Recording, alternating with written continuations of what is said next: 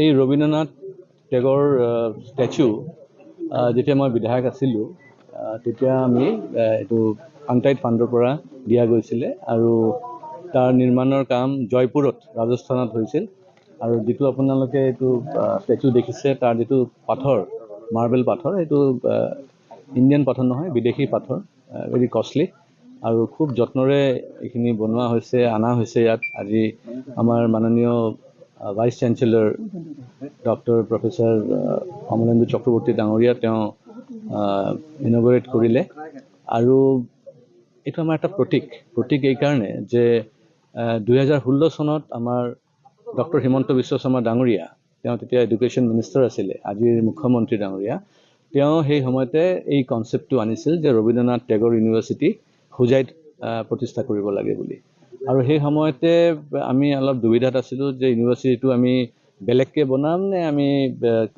immediately start কৰিম তেতিয়া মই ডক্টৰ হিমন্ত বিশ্ব শৰ্মা ডাঙৰীয়াক কৈছিলোঁ যে আমি হোজাই কলেজটোক আপগ্ৰেড কৰি পেলাই ইউনিভাৰ্চিটি কৰিলে ভাল হ'ব নহ'লে বহুত সময় লাগি যাব সেইকাৰণে আপুনি মন কৰিব যেতিয়া ইউনিভাৰ্চিটি ডিক্লেয়াৰ কৰা গৈছিলে তাৰ 1-1.5 বছৰৰ ভিতৰতে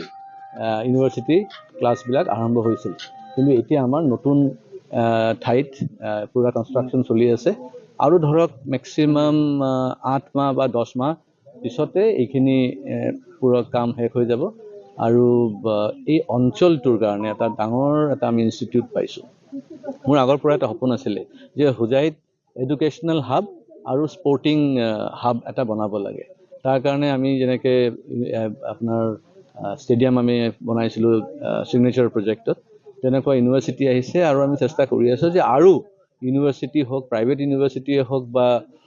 এডুকেশ্যনেল ইনষ্টিটিউশ্যনছ হওক ভাল বৰ্ডিং স্কুলছ হওক আমাৰ হোজাইত হ'ব লাগে কাৰণ হোজাই কমিউনিকেশ্যন ৱাইজ খুব ভাল আমাৰ ইয়াতে ৰেলৰ মেইন লাইনো লিংক আপ হৈ আছে গোটেই অসমৰ লগত আৰু যিটো আমাৰ নেশ্যনেল হাইৱে 4 লেন যিটো আমি কওঁ সেই 4 লেনো আমাৰ হোজাইৰ ওচৰতেই গৈছে সেইকাৰণে it is well connected with entire Assam ইয়াতে যদি আমি স্পৰ্টিং হাব আৰু এডুকেশ্যনেল হাব আমি বনাওঁ তেতিয়াহ'লে গোটেই নৰ্থ ইষ্টৰ মানুহ উপকৃত হ'ব আৰু এই উদ্দেশ্যৰে কাম কৰি আমি গৈ আছোঁ আশা কৰিছোঁ যে এইখিনি পূৰ্ণ হ'ব যিকোনো খবৰৰ বাবে যোগাযোগ কৰক আমাৰ এই নম্বৰত 7099017330 আৰু